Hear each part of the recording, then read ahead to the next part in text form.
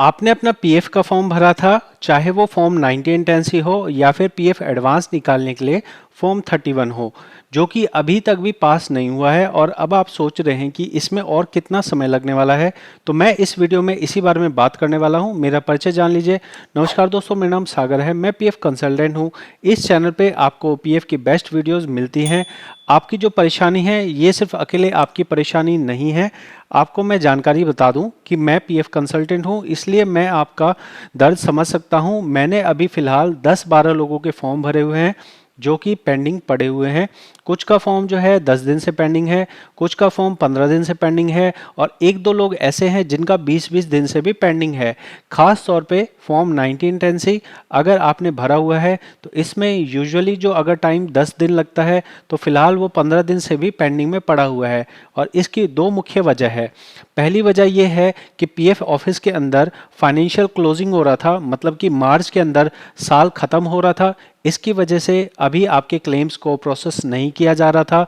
अब जाके अप्रैल के अंदर अब आपके क्लेम प्रोसेस होना शुरू होंगे।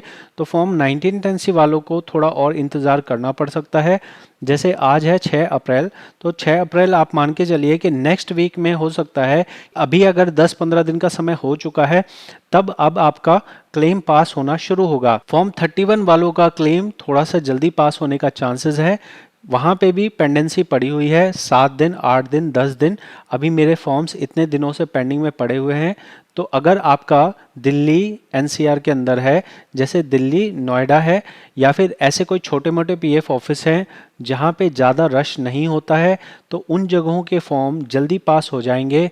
लेकिन अगर आपका ऐसे जगह पे पीएफ ऑफिस है जो बहुत ज़्यादा क्राउडेड है, जैसा कि मान लीजिए गुड़गांव हो गया, बॉम्बे हो गया, थाने हो गया, वाशी हो गया, पुणे हो गया, तो इन सभी पीएफ ऑफिस के अंदर ओवर क्राउड रहता है। अगर इन पीएफ ऑफिस में आपके क्लेम गए हैं तो आपको नॉर्मल से ज़्यादा टाइम लग सकता है।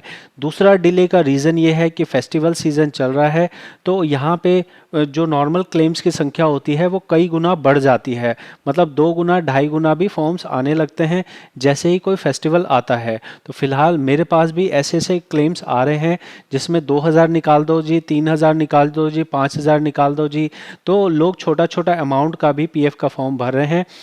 आपका चाहे 5000 का फॉर्म हो, चाहे आपका 5 लाख का फॉर्म हो, पीएफ ऑफिस में उतना ही समय लगता है। तो यहाँ पे प्रॉब्लम यही है कि फॉर्म्स की संख्या ज़्यादा हो गई है, काम करने वाले स्टाफ उतने ही हैं और उसमें भी सरकारी लोग हैं, तो वो अपना जो छुट्टियां प्लान होती हैं वो छुट्टियां अपने हिसाब से प्लान कर लेते हैं।